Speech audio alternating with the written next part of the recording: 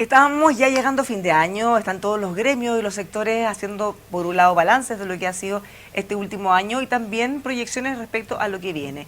¿Cómo están las pymes? ¿Cuáles son sus principales preocupaciones? ¿Qué están esperando que haga el gobierno eventualmente o alguna política pública, algo que pudiera ayudar a levantar el sector? Bueno, le vamos a preguntar al presidente de CONAPYME, Héctor Sandoval, ¿cómo está? Muy buenas tardes. Hola, qué gusto, buenas tardes. Igualmente, bueno, ustedes hace algunos días están muy molestos porque el presidente Gabriel Boric no asistió al Encuentro Nacional de las Pymes.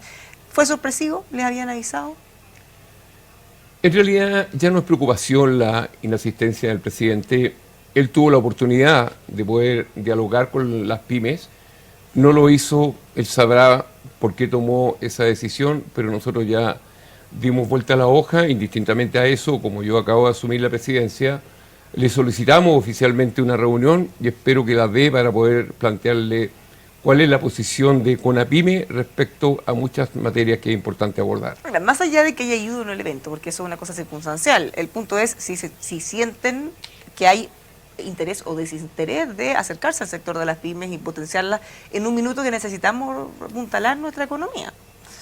Como nosotros lo hemos visto en reunión de todos los gremios del gran empresariado, esperábamos que él asistiera, pero como digo, él tuvo la oportunidad, no la usó, sus motivos tendrá, pero como digo, también nosotros dimos vuelta a la hoja. ¿Han tenido algún acercamiento con autoridades de gobierno? Nosotros hemos tenido muchas reuniones con el ministro de Economía y hemos tenido muchas reuniones con el ministro de Hacienda, en el último tiempo 14, 15 reuniones para ver cómo se puede revertir lo que le ocurrió al gobierno con la reforma tributaria, en que no se acordó la idea de legislar. Y nosotros hemos tenido nuestros planteamientos sabiendo que el gobierno no puede ingresar otro proyecto antes de marzo del próximo año. Hemos estado tocando algunos temas, lo que nos importa mucho, el tema de la deuda prescrita que se tiene con la tesorería, y que creemos que es un tema que hay que solucionarlo. Si yo tengo un DICOM en cualquier banco, a los 5 años se borra y puedo partir de nuevo. En el caso de tesorería, hay colegas nuestros que tienen deudas de 8, 10, 20 años, y hoy día, queriendo usar esta ley de alivio tributario en que le condonaba las multas de intereses, si quería acceder a eso tenía que también asumir estas deudas prescritas o incobrables. Por lo tanto, es uno de los temas que estamos mirando, y también mirando cómo avanzamos hacia adelante en la formalización.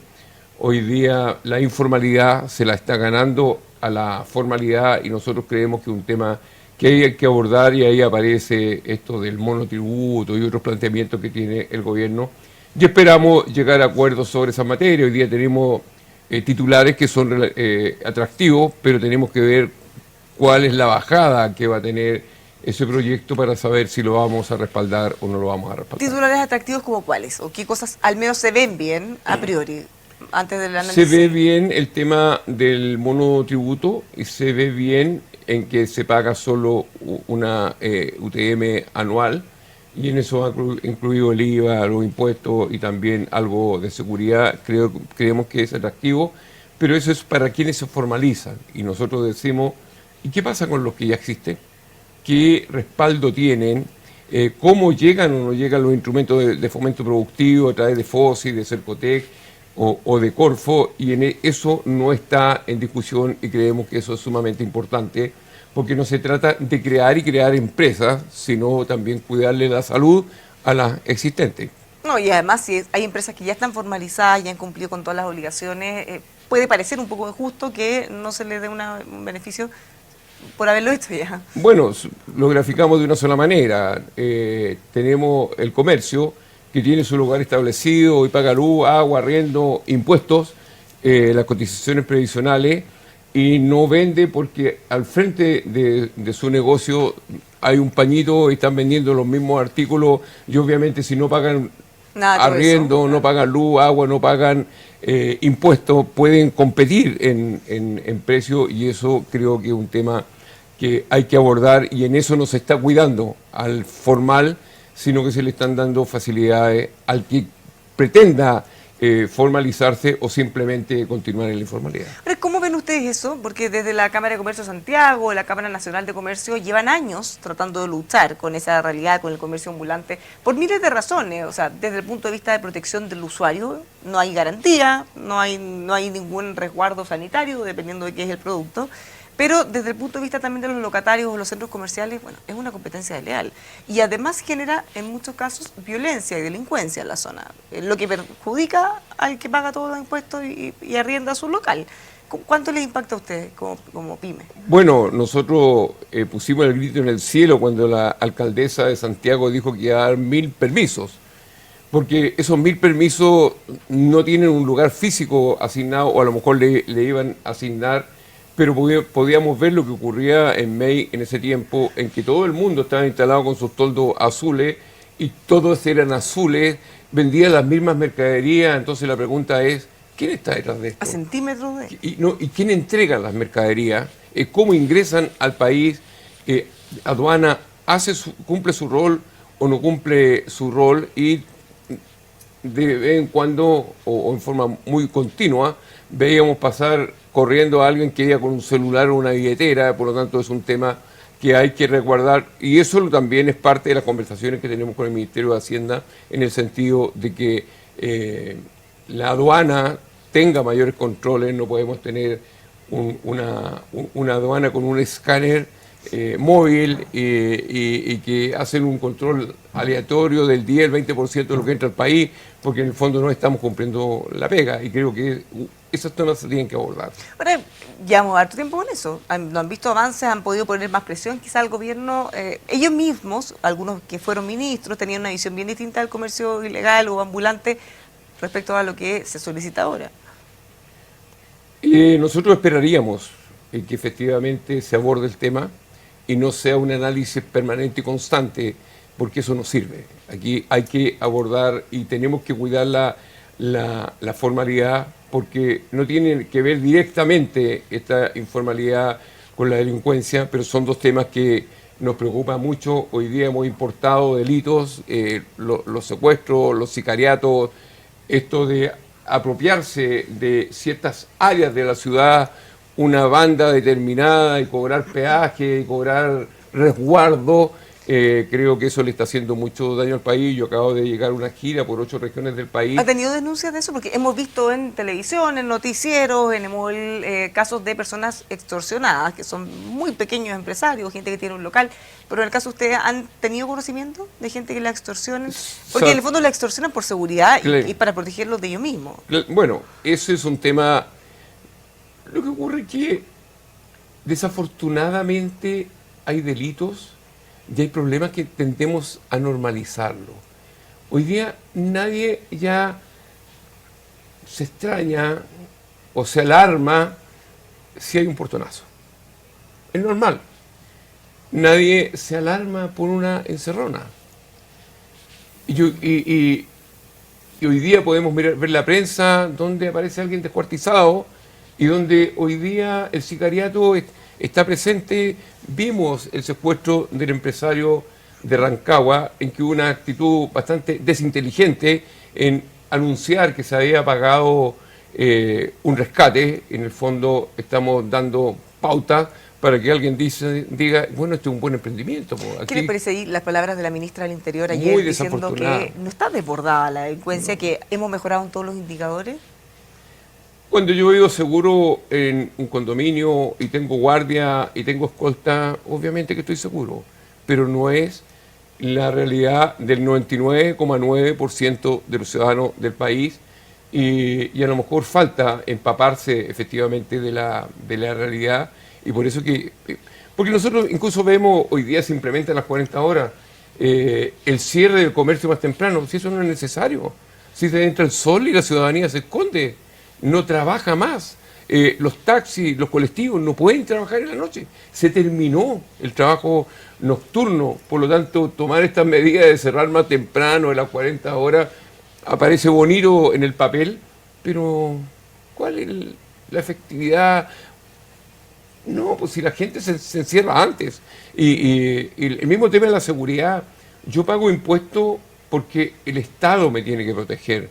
pero pago impuestos y tengo que construir rejas, tengo que poner cámara, tengo que tener guardia, tengo que tener un montón de elementos, bueno, y eso, que es una responsabilidad del Estado, lo asumo yo, pero no lo puedo rebajar como un crédito de mi contabilidad.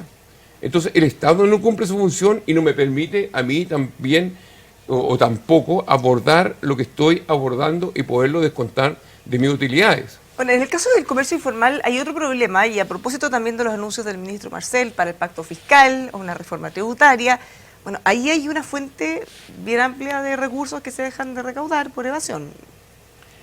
Eso le hace muy mal al país porque esa informalidad usa los colegios, usa la salud, mañana va a tener una pensión garantizada universal sin hacer ningún aporte. Y es injusto, es una competencia desleal y entre todos los chilenos lo tenemos que abordar. Si eso no le hace bien al país y nadie se puede oponer a que la gente se pueda cambiar de país, pero que lo haga como corresponde, cumpliendo con la legislación del país donde yo me voy a trasladar, pero con la informalidad, con el aumento de la delincuencia, ¿quiénes son los más afectados? Las pymes. Una gran empresa tiene grandes protecciones, mucha seguridad, muchos guardias, muchas cámaras. Y cuando yo estoy luchando por subsistir, no tengo la posibilidad. Y no solo el pyme, sino que la familia del pyme y la población en general. Y yo creo que de eso nos tenemos que preocupar. Yo le decía hace poco rato, yo hice una gira por 8 regiones del país y el número 1 era el tema de la seguridad. Hoy día tenemos el tema del 17 de diciembre de la Constitución. A nadie le preocupa la Constitución. No es tema, no es discusión. Y lo único que quieren es que se cierre el proceso y que cada uno vote como tiene que votar, a favor, en contra, pero cerremos el proceso. ¿Ustedes tienen alguna postura para el plebiscito? ¿En No, vista del texto? No, yo sería muy patudo de hablar de una posición, porque en todos los gremios hay gente que aprueba y hay gente que rechaza. Pero hay algunos gremios que han tomado postura. Claro, nosotros lo único que decimos, por favor, cerremos este proceso, preocupémonos del crecimiento, preocupémonos de los problemas reales que tiene la población y la política, que la asuman los políticos, pero no nos metan en un baile que ha durado 4 años y que ha llevado mucha preocupación y mucho gasto de recursos. Al final, si vamos a quedar en las mismas condiciones de una constitución que dicen que es espuria y tiene todas las críticas, y hoy día rechazar esto significa volver a eso. Entonces, pongámonos de acuerdo. Por eso nosotros decimos, cerremos el proceso. Ahora, más allá de la postura que tengan, me imagino usted, así como todos los gremios, han mirado el texto para ver si hay potenciales oportunidades, amenazas para su actividad, así como tal cual se hizo en el proceso anterior. ¿Qué les parece a usted el texto para el desarrollo de la actividad de las pymes? ¿Hay alguna cosa que les preocupe o que eventualmente pueda favorecerlo? Bueno, cuando estamos protegiendo la formalización, la propiedad privada, cierto resguardo a la salud, nosotros creemos que eso es positivo. Pero eso no es la Constitución, tiene bastante más artículos que eso, y por eso nosotros decimos, cada uno tome su decisión, pero lo importante es que cerremos el proceso. Ya, pero en el fondo ustedes no ven ahí ni una amenaza, porque en el proceso anterior, de distintos sectores, decían, con esto se acaba, no sé, la actividad minera, o se acaban las concesiones, se acaba no sé qué, se acaba la agricultura por el agua. Pero en el caso de ustedes, ahora no ven alguna amenaza como esa. No la vemos, pero no queremos, no quiere tener una postura, no queremos recomendar nada. Creo que no es el rol de los gremios. El gremio tiene que preocuparse de la reivindicación justa de la gente que representa, y por eso que hoy día nos preocupa el tema de la seguridad, nos preocupa que a fin de año se termine la garantía del Estado para los créditos a las pymes, que es el FOGAPE. Creemos que eso debe seguir existiendo, y no solo que hoy día garantice el 95%, sino que garantice el 100%, porque toda la gente que tuvo problemas en el transcurso de la pandemia tiene ahí un rayón en la pintura y no va a poder acceder a la banca, y la única posibilidad de acceder es que el Estado garantice el 100% y que sea un sistema permanente y no que dura un año, que dura 2 años, porque los problemas son permanentes.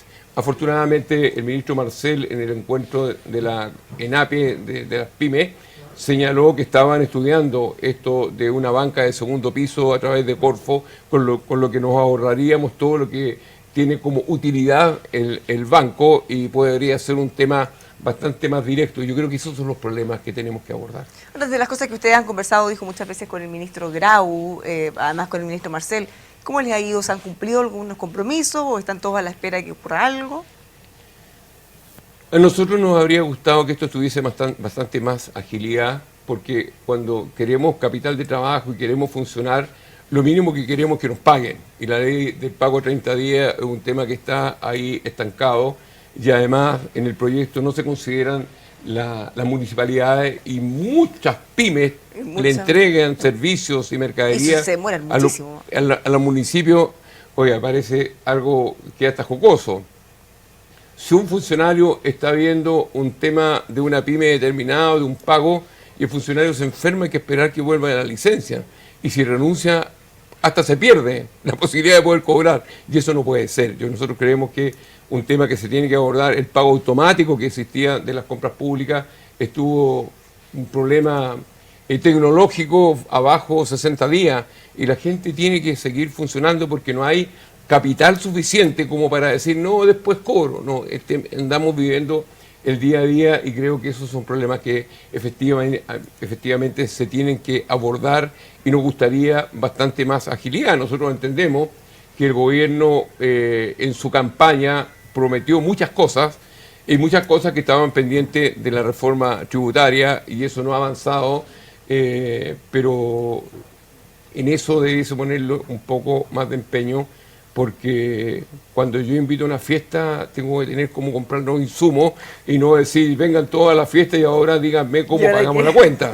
Es un tema complejo, pero bueno, eso está así, y lo importante es que podamos llegar a acuerdos y que efectivamente podamos avanzar. Bueno, una última cosa, porque hablamos de la reforma tributaria, pero hemos tenido varias otras reformas laborales, por ejemplo, ahora vamos a tener una jornada de 40 horas, hay también en proceso una reforma de pensiones que va a aumentar el aporte que hace el empleador por cada trabajador. ¿Cómo ven ustedes también el escenario de todas las otras cosas, que no son solo el pacto fiscal, que impactan en las pymes? El mayor problema que tiene Chile es la concentración económica. El 98% de las empresas en Chile son pymes y entregan el 65% de los puestos de trabajo, y hay que financiar ese 65%, pero tenemos una participación en las ventas de un 11,8%. Yo no sé si somos magos, cómo lo logramos, pero es un tema complejo. Entonces, cuando yo digo que hay que emparejar la cancha y que aquí tiene que haber más equidad, también tiene que ver en pensar en las pymes cuando hacemos innovaciones, pero con una gratificación garantizada, con un sueldo de $520, con un sueldo mínimo, claro. Un sueldo mínimo de $520, con las 40 horas, con el aumento del 6% de la cotización previsional, con la amenaza de un aumento en los tributos de un 10 a un 25, naturalmente que lo único que estamos haciendo es asesinar una cantidad importante de pymes. Y eso no ayuda a la concentración económica, todo lo contrario. Eso lleva a que el que puede cumplir siga existiendo y las pymes ya ni quiebren, sino que simplemente pasen a la informalidad. Entonces decimos, no, que hoy día tienen un subsidio para poder pagar el sueldo mínimo. Sí, pero eso existía. Existía un ingreso mínimo garantizado que era la misma cantidad y que estaba en vigencia hace muchos años. Entonces yo creo que las políticas deben ser debidamente analizadas y no plantear que vamos a luchar contra la desconcentración económica y las medidas que tomamos apunten a que siga concentrándose la economía y que las pymes simplemente tengan que pasar a la informalidad y no tengan ningún incentivo los informales a formalizarse. Muchísimas gracias por haber conversado con nosotros. A ver cómo les va. Ha sido un gusto, gracias por invitarnos y esperamos haber interpretado la posición de las pymes de Chile. Muchas gracias. Bueno, puede seguir conociendo estas posiciones, vamos a seguirlas también en la evolución de cómo sigue el debate cuando se presente el pacto fiscal, aquí con nosotros en emol.com.